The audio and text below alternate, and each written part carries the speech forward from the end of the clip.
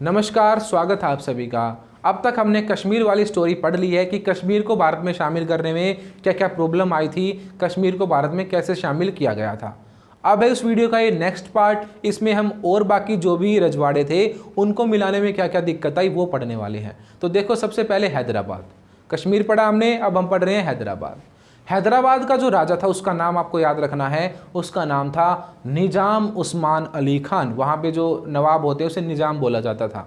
तो निजाम उस्मान अली खान, क्या नाम है? निजाम उस्मान अली खान। आप साइड में फ़ोटो देख सकते हो इनका कि ये पतला सा आदमी था और इसने बहुत नाक में दम किया था इंडियन गवर्नमेंट के उस टाइम पे। तो निजाम उस्मान अली खान उस टाइम के वर्ल्ड रिचेस्ट आदमियों में गिना जाता था। बहुत पैसा था इसके पास, हैदराबाद का ये नवाब था, ठीक है, वहाँ पे इसकी पूरी चलती थी। ये था मुस्लिम, पर हैदराबाद की जो जनता है वो थी अधिकतर हिंदू। तो इनमें क्या हो रहा थी, दिक्कत हो रही थी दोनों में, वहाँ की जनता में और इस नवाब में। अब देखो, इंडियन गवर्नमेंट सब पे तो पावर दिखा नहीं रही थी, जो दिक्कत कर रहे थे वहीं पे तो पावर दिखा रही थी। वही तो हम पढ़ रहे हैं, उन्हीं रजवाड़ों को हम पढ़ रहे हैं जहाँ जहाँ पे प्रॉब्लम हुई। तो हैदराबाद में कुछ प्रॉब्लम हुई होगी तभी तो इंडियन गवर्नमेंट एक्शन लेगी वहाँ पे। तो मैंने आपको क्या बताया कि ये निजाम जो है ये एक मुस्लिम शासक था और यहाँ की जो जनता थी वो हिंदू थी। और सबसे बड़ी बात, मुस्लिम होना कोई गलत बात थोड़ी है। मुस्लिम होने में प्रॉब्लम ये थी कि ये अपने मुस्लिम कानून वहाँ की हिंदू जनता पर भी थोपता था, जिससे वहाँ के लोग बहुत परेशान थे, ठीक है। उनके ऊपर ये अत्याचार करता था। जो भी चीज़ वहाँ पे लागू करनी होती थी उसमें हमेशा मुस्लिमों का फेवर रहता था और हिंदू जो है उनके साथ गलत होता था। बिल्कुल बहुत बुरी सिचुएशन थी वहाँ पे हिंदुओं की। तो वहाँ के हिंदुओं ने इसके खिलाफ आंदोलन किया। अब जैसे ही उन्होंने आंदोलन किया तो अब पता ही है, ऐसा जब तानाशाह लीडर होता है, डिक्टेटरशिप चलती है जहाँ पे, वहाँ कोई पूछने वाला तो है नहीं।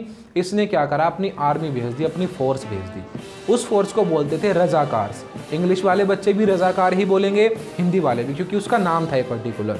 जैसे कि BSF होती है, CRPF होती है, जो निज़ाम की आर्मी थी, जो उसका ग्रुप था, उसके जो ट्रूप था वो, उसको बोलते थे रजाकार्स। तो रजाकारों की सेना भेजी किसने? हैदराबाद के निज़ाम ने, आंदोलन को दबाने के लिए। और बहुत बुरे तरीके से लोगों को मारा गया, पीटा गया और आंदोलन को दबा दिया गया। कब की बात है ये? आज़ाद होने के बाद की बात है ये। तो हैदराबाद जो है वहाँ पे मुस्लिम राजा था जिसका नाम था निजाम उस्मान अली खान। उसके बाद क्या हुआ, उसने वहाँ की जनता पर अत्याचार शुरू किए। जनता हिंदू थी, राजा मुस्लिम था, इसीलिए उनमें क्लैश होते थे, ठीक है। और जब जनता ने आंदोलन किया तो बहुत बुरे तरीके से रजाकारों ने उस आंदोलन को दबाया और वहाँ पे महिलाओं के साथ भी और जितने भी आंदोलनकारी थे उन सभी के साथ गलत किया गया। अब वो सारे लोग भाग कर आए इंडियन गवर्नमेंट के पास कि हमारे साथ बहुत गलत हो रहा है, हमारी हेल्प करो। फिर सरदार वल्लभ भाई पटेल, वो तो छोड़ेंगे नहीं, मौका चाहिए, ठीक है। वो तो चाहते थे कैसे कैसे मैं देश को यूनाइट कर दूँ। वो तो फंसे हुए थे, बस थोड़ा सा मोरल एथिक्स की वजह से फंसे हुए थे वो, ठीक है, कि ऐसे किसी पर अटैक थोड़ी कर सकते हैं। उन्हें मिल गया मौका कि इतना खराब राजा, इसको तो हटाना पड़ेगा ही। तो सरदार वल्लभ भाई पटेल जी ने क्या करा, इंडियन आर्मी को भेज दिया। अब वो रजाकार पजाकार तो कहाँ टिकने वाले थे। 1 मिनट में इंडियन आर्मी ने जाते ही साफ मामला, बिल्कुल हैदराबाद के निज़ाम को पकड़ा।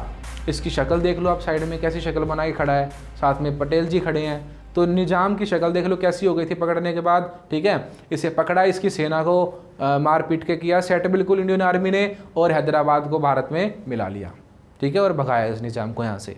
तो ये थी हैदराबाद को मिलाने की स्टोरी, समझ गए। दोनों मेन स्टोरी थी, ये कश्मीर वाली भी और हैदराबाद वाली भी। आपसे डायरेक्ट पूछते हैं 6 नंबर में कि बताओ कि कैसे हैदराबाद को मिलाया गया। तो यही तो बात लिखनी है आपको। अगर आप बुक में पढ़ते हो तो आप देखते हो पता नहीं कितनी लंबी लंबी लाइन लिखी हुई है, तो आपको बोरिंग सा लगता है, पर आप यहाँ पे स्टोरी की तरह देख रहे हो। मैं कोशिश करता हूँ कि आपके लिए वीडियोज़ को इंटरेस्टिंग बनाया जाए ताकि आपको पढ़ने में मज़ा आए, और जब पढ़ने में मज़ा आता है तो चीज़ें अपने आप ही याद होती हैं। तो अगर आपको हमारी ये कोशिश अच्छी लग रही है तो आपका एक फ़र्ज़ ज़रूर बनता है कि आप हमारे चैनल को सब्सक्राइब करें और अपने दोस्तों तक इसे प्रमोट करें। सभी के ऐसे ऐसे दोस्त होते हैं जो बिल्कुल बेस्ट फ्रेंड होते हैं, उनको अगर आप बोलते हो तो वो ज़रूर सब्सक्राइब करेंगे, ठीक है। तो अपने उन बेस्ट फ्रेंड को ज़रूर आप इन वीडियोज़ को शेयर करो ताकि वो भी यहाँ से पढ़ पाएँ। अब हैदराबाद की स्टोरी हमने पढ़ ली। हैदराबाद में दोबारा से रिवाइज़ करा देता हूँ।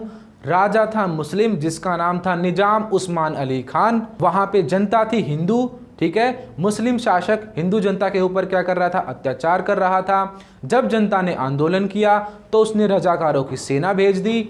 अब सेना भेजने के बाद क्या हुआ, उन लोगों ने फिर इंडियन गवर्नमेंट से हेल्प मांग ली। इंडियन गवर्नमेंट ने वहाँ पे आर्मी भेज दी और वहाँ पे हैदराबाद को मिला लिया भारत में और निज़ाम को वहाँ से भगा दिया गया।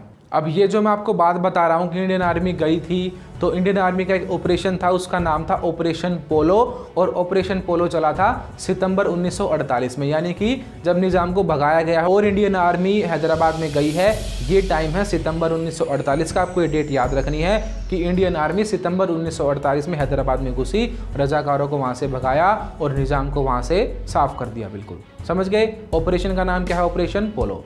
हैदराबाद कंप्लीट बिल्कुल। अब देख लो अगला जो दिक्कत हुई थी, अगला कौन अटका हुआ था, जूनागढ़ वाला अटका हुआ था।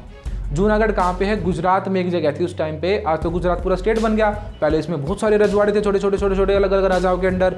तो उन्हीं छोटे छोटे राजाओं में एक अटका हुआ था बीच में, उसका नाम था जूनागढ़। अब जूनागढ़ का जो लीडर था उसका नाम है महाबत खान। क्या नाम है, महाबत खान। अब ये जो महाबत खान था, ये बड़ी उल्टी खोपड़ी का आदमी था। मैंने आपको भी बताया था कि ये ऑप्शन थे सबके पास, वो भारत में मिल सकते हैं, पाकिस्तान में भी मिल सकते हैं, या इंडिपेंडेंट भी रह सकते हैं। ये है गुजरात में, ये कह रहा था मैं पाकिस्तान में मिलूंगा। अब भाई सरदार पटेल को तो गुस्सा आएगा ही। सुनी इसकी पहले तो, हाँ भाई ठीक है मिल लियो, ठीक है। क्या कहा इसने कि मैं पाकिस्तान में मिलूंगा। कहाँ पे है देखो आप मैप में, ये गुजरात में यहाँ पे पड़ता है और पाकिस्तान है वहाँ पे, तो बीच में भारत पड़ता है, नीचे ये एक और पाकिस्तान बनाएगा छोटा सा। ये होने देंगे सरदार पटेल, ये होने देती इंडियन गवर्नमेंट उस टाइम पे। तो इसको तो साफ करना है इंडियन गवर्नमेंट को। तो महाबत खान ने कहा कि मैं मिलूंगा पाकिस्तान में, और यहाँ की जनता क्या थी, वो थी हिंदू। जनता बिल्कुल भी नहीं मिलना चाहती थी पाकिस्तान में। यहाँ पे भी वही स्टोरी थी कि जैसे हैदराबाद में जो राजा है वो तो है मुस्लिम, जनता थी हिंदू। तो यहाँ पे जूनागढ़ में, गुजरात आपको पता है सारे गुजराती लोग हैं वहाँ पे, तो 80% लोग जो हैं वो हिंदू थे। और राजा कौन था, महाबत खान, जो कि मुस्लिम था। ये क्या कह रहा था, मैं कहाँ पे मिलूंगा, पाकिस्तान में मिलूंगा। तो इसकी बात नहीं मानी गवर्नमेंट ने और इसको यहाँ से भगा दिया, तू भाग अकेला भाग पाकिस्तान, ठीक है। वहाँ पे इंडियन गवर्नमेंट ने इंटरफेयर किया जनता के कहने पर। जनता ने कहा था कि हमें पाकिस्तान में नहीं मिलना, तो वहाँ की जनता की बात गवर्नमेंट ने सुनी और महाबत खान को वहाँ से भगा दिया गया, ठीक है। तो अब तक हमने 3 पढ़े। पहला कश्मीर, जिसने कहा था मैं आज़ाद रहूँगा, पर लड़ाई होने की वजह से वो भारत में मिल गया। दूसरा हैदराबाद, जिसने भी कहा था कि मैं आज़ाद रहूँगा, वहाँ पे उसके अत्याचारों की वजह से इंडियन आर्मी ने उसे ज़बरदस्ती मार पीट के मिलाया, दोनों मिल गए। तीसरा है जूनागढ़। जूनागढ़ वाला उल्टी खोपड़ी का आदमी कह रहा था कि मैं पाकिस्तान में मिलूंगा, ठीक है। इंडियन गवर्नमेंट ने उसको कहीं नहीं मिलने दिया, उसे भगा दिया, तू जा पाकिस्तान अपने। और जनता वहाँ की भारत में मिलना चाहती थी, इसीलिए जूनागढ़ को भारत में मिला लिया और गुजरात राज्य का हिस्सा बना दिया, ठीक। तो तीनों ऐसे मिलाए गए। अब एक और बचा हमारा, वो उस कोने में जो था वो था मणिपुर। अब मणिपुर में क्या दिक्कत हुई, मणिपुर में भी राजा का राज। यहाँ का राजा था राजा बोध चंद्र सिंह। कहीं कहीं पे आपको सिंह की बजाय सेन लिखा हुआ मिल जाता है, बोध चंद्र सेन। तो कुछ भी हो, दोनों नाम ठीक है, सिंह भी बोल सकते हो आप। तो राजा बोध चंद्र सिंह ये था कहाँ पे, मणिपुर में। आपको ये नाम याद रखने हैं। आपसे इनमें से चारों में से किसी के बारे में भी पूछ लेंगे, या तो मणिपुर की स्टोरी बताओ या हैदराबाद की बताओ, या अगर चारों में से अलग अलग नहीं पूछा तो एक क्वेश्चन तो आपसे पक्का पूछते हैं, बहुत बार पूछा भी गया है कि जितने भी रजवाड़े हैं उनको मिलाने में भारत को क्या क्या प्रॉब्लम आई, तो आपको फिर यही चारों के बारे में बताना है। सबसे पहले ये वाला टॉपिक हमें बिल्कुल अच्छे से याद होना चाहिए, एक एक चीज़ हमें अच्छे से समझ में आनी चाहिए। वीडियो को आप पहले एक बार देखो, देखने के बाद इसे दोबारा देखो, और दोबारा देखते टाइम अपने हाथ में एक पेन रखना और एक कॉपी रखना और सारे नोट्स बनाते चलना आपने, ठीक है। पहले इसे समझना सिर्फ। तो अब हम पहुंच गए हैं मणिपुर पे। मणिपुर का राजा क्या है, बोध चंद्र सिंह। अब बोध चंद्र सिंह जो है वो वहाँ पे ज़बरदस्ती राजा है। अब नया टाइम है, आज़ाद हुए हैं सब देश, तो अलग अलग जो राज्य हैं वो भी क्या चाहते हैं, डेमोक्रेसी चाहते हैं। तो वहाँ के लोग राजा का रूल नहीं चाहते थे, वहाँ पे डेमोक्रेसी चाहते थे, ठीक है। और वहाँ पे एक पार्टी भी थी जिसका नाम था मणिपुरी कांग्रेस, यानी मणिपुर की कांग्रेस पार्टी। तो 2 आदमी थे भारत में मिलने के पक्ष में। एक तो राजा, उसे पता था कि अगर भारत में नहीं मिला तो यहाँ की जनता विद्रोह करेगी, ठीक है, और दिक्कत होगी मेरे लिए। तो मणिपुर का राजा भारत में मिलना चाहता था, बोध चंद्र सेन। और वहाँ पे दूसरी पार्टी थी कांग्रेस पार्टी, वो भी भारत में मिलना चाहती थी। तो मणिपुर में आधे लोग तो भारत में मिलने के फेवर में थे और आधे नहीं थे। तो इंडियन गवर्नमेंट को तो मौका चाहिए था कि जो वहाँ पे राजा है वही मिलना चाहता है, तो ये तो बहुत अच्छी अपॉर्चुनिटी है इंडिया में मिलाने के लिए। तो इंडियन गवर्नमेंट ने राजा के परमिशन से और वहाँ पे आधी जनता की परमिशन से और वहाँ की कांग्रेस पार्टी जो थी उसकी परमिशन से मणिपुर को भारत में मिला लिया। अब वहाँ की विधानसभा से नहीं पूछा गया इस बारे में। विधानसभा क्या होता है, जो स्टेट की गवर्नमेंट होती है, जैसे दिल्ली है, अगर मान लो दिल्ली है, वैसे यूनियन टेरिटरी है पर मैं एग्जांपल दे रहा हूँ, दिल्ली में भी विधानसभा है। तो एक तो होती है सेंट्रल वाली गवर्नमेंट, जैसे कि मोदी जी चल रहे हैं अभी, उनके जो मंत्री वगैरह हैं उनका मंत्रालय। ऐसे ही स्टेट में भी तो होता है जिसमें कि मुख्यमंत्री होते हैं और उनके बहुत सारे मंत्री होते हैं, तो वो होती है विधानसभा, जहाँ पे वो कामकाज करते हैं अपने सारे। तो स्टेट लेवल पे जो विधानसभा थी मणिपुर वाली, यानी वो जो पार्टियां थी मणिपुर में, उनसे किसी से भी नहीं पूछा गया। तो वो पार्टियां नाराज हुई, वो लोग नाराज हुए, ठीक है। और आज भी हम देखते हैं मणिपुर में कई बार हमें प्रॉब्लम देखने को मिलती है इसी वजह से, ठीक है। ज़्यादा अच्छा माहौल वहाँ पे नहीं रहता, कई बार वहाँ पे हमें प्रॉब्लम फेस करनी पड़ जाती है। पर भारत ने मणिपुर को भी अपने अंडर मिला लिया, किसकी परमिशन से, वहाँ के राजा की परमिशन से और वहाँ की जो कांग्रेस थी उसकी परमिशन से, ठीक है। तो मणिपुर को भी भारत में मिलाया गया, ठीक है। अब लोग अच्छे से भारत का हिस्सा बन भी चुके हैं, अब ज़्यादा प्रॉब्लम है नहीं। पर कभी कभार कुछ ग्रुप हैं वहाँ पे जो अब भी ये बात मानते हैं कि उनके साथ धोखा हुआ है, ठीक है। पर मणिपुर भारत का हिस्सा बन गया।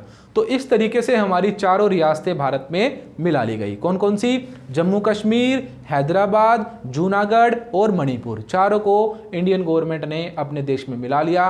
और इस तरीके से हमारा जो पहले चैलेंज था, हमारी पहली जो प्रॉब्लम थी, हमारा पहला जो चैप्टर था पूरा का पूरा, वो यहीं पे ख़त्म हो गया, क्योंकि हमने क्या कर ली, पहली प्रॉब्लम को सोल्व कर लिया, ठीक है। तो राष्ट्र निर्माण की जो चुनौती थी, चैलेंजेस टू नेशन बिल्डिंग जो था, वो हमने पूरा कर लिया चारों रजवाड़ों को मिला के।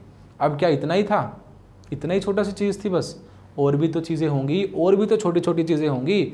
अब एक और प्रॉब्लम थी। क्या हुआ? रजवाड़े तो हमने मिला लिए, कुछ विदेशी लोग भी थे भारत में।